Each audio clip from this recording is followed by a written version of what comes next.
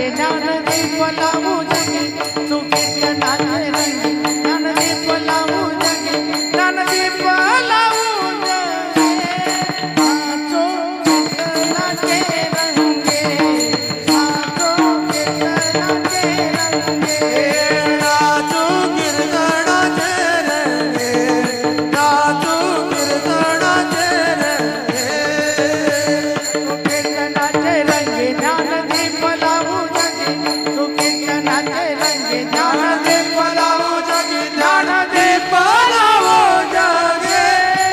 नाचू कीर्तनाचे रंगे नाचू कीर्तनाचे रंगे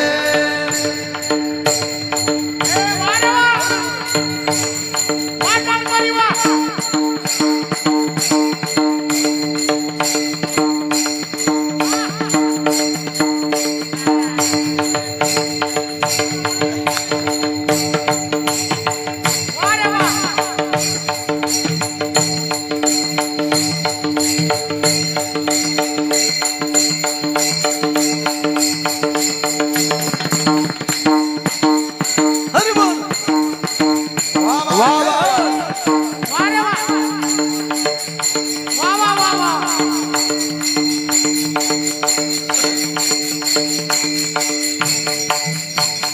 नाचू कीर्तनाचे रंगी नाचू कीर्तनाचे रंगी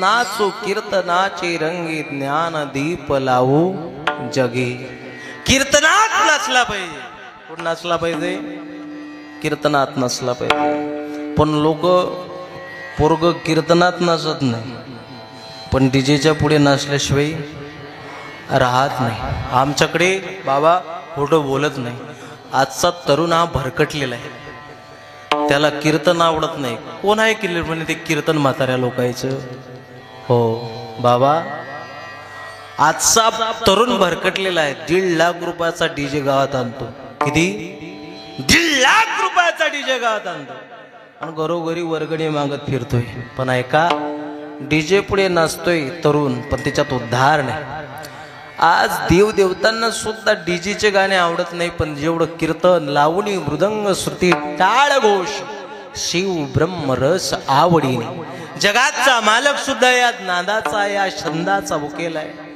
म्हणून कीर्तनात नाचावं आजकालचे पोरं कीर्तनात नाचत नाही कीर्तनात पोरं जाऊ द्या आमच्याकडे तर 65 वर्षाचं डंगर किती 65 वर्षाचं डंगर कीर्तनात नाचत नाही डीजेच्या पुढे नाचल्याशिवाय राहिलं नाही गाणं कोणतं आहे माहित आहे बाबा 65 वर्षाचा म्हातारा एक दात तोंडात नाही आणि म्हातारा म्हणे मला लगीन करावं पाहिजे अवघड आहे पोरग घरी आलं आजी शांत आजी आजी म्हटली काय म्हणतो रे पप्प्या म्हणे आबा नाचू राहिला म्हणे कुठं रे मी खोटं बोलतो का बाबा हा खोटं बोलतोय ही परिस्थिती आजची आहे तुम्ही ऐका अगर नका ऐका पण तुम्हाला खरोखरच सांगतोय पोरग घरी गेलं आजी आबा नाचू राहिला म्हणे कुठं रे बाळा म्हणे सप्ता बसलाय म्हणे उगव्यामध्ये उग्यात हरिपाठात नसतो का म्हटलं नाही ग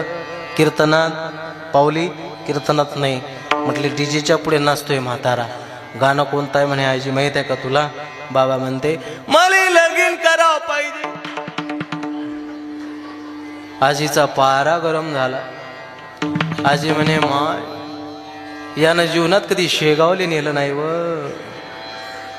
कधी कौंडण्यपूरची रखमाबाई दाखवली नाही हो कधी पंढरपूरली विठोबा दाखवला नाही आणि हा म्हातारा म्हणते मला लगीन करावं पाहिजे आजीनं खलबत्त्यात ठेचा कुठत होती बाबा ठेचा खलबत्ता घेतला ज्या गलीत डीजे चालू त्या गलीत अशी मारुती रायासारखी उभी राहिली तिकून गाडी येऊ राहिली आबा नाचू राहिला तालावर ताल तालावर ताल ताला तिकडनं गाणं ते चालू आणि आजीने इकडून दुसरं गाणं चालू केलं तिकडे मला लगीन करावं पाहिजे आजी भद्रा मारुती सारखी उभी राहिली ना आजीनं दुसरं गाणं चालू केलं कोणतं तुली चांगला बारीक कुठला पाहिजे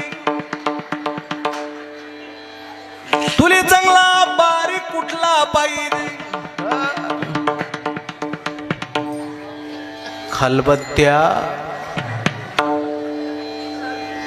खलबत्ता झाला रे एक दात नाही राहिला आणि म्हणतो मुले लगीन खराव पाहिजे कीर्तनात नाद अरे ब्रह्मभूत काया होत से कीर्तन महाराज एवढा आनंद कीर्तनामध्ये आहे. तरुणांनी ऐका आज पुढच्या वर्षी जर कधी येण्याचा योग मला जर प्राप्त झाला तर या गावातले गायनाचार्य मृदंगाचार्य घडले पाहिजेत.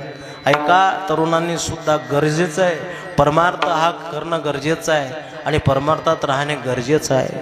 म्हणून कौतुक वाटते तुमच्या गावातल्या मुलांचं जेवढं कौतुक करावं तेवढं कमी आहे. अभंग जगद्गुरु श्रीमंत तुकोबाराय बोलतात रे विश्वाचा मालक अशाच भक्तांच्या घरी येतो कोण्या जे कीर्तनात नसतात जे कीर्तनामध्ये संतांचा समागम करतात त्यांच्याच घरी जगाचा मालक येतो. आणि या पोरांचं करतो काय अरे न सांगता करी सर्व काम. यांनी आई वडिलांनी इथं पाठवले तसं संतांनी ज्या भक्तात जेव्हाच विश्व ज्याच्या ताब्यात आहे त्याला देव म्हणतात तसा ब्रह्मांडाच्या चालकाचं नाव ज्या भक्तांनी घेतलं भक्त कोणालाही म्हणत नाही. भक्त ऐसे जाना जे देव उदास गेले आशा पाश निवारुणे. भक्त कोणालाही म्हणत नाही. भक्ताचे 4 प्रकार सांगितले. ऐकणारी मंडळी सुज्ञ ज्ञानेश्वरीतली भाषा सांगतो. प्रशांत बाबा बसलेले आहे. माझे गुरुबरेच सांगायचे रे ज्या कीर्तनकाराच्या कीर्तनामध्ये ज्ञानेश्वरीची ओवी नाही ते समजून चालायचं वांजोट कीर्तन आहे. विडाल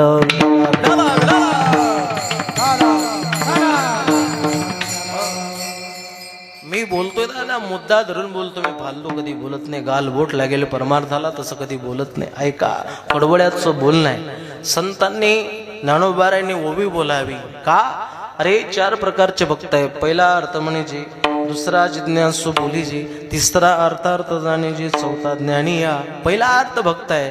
अर्थ भक्त कोण झाली त्याचा कथाभाग सर्वांना माहित आहे.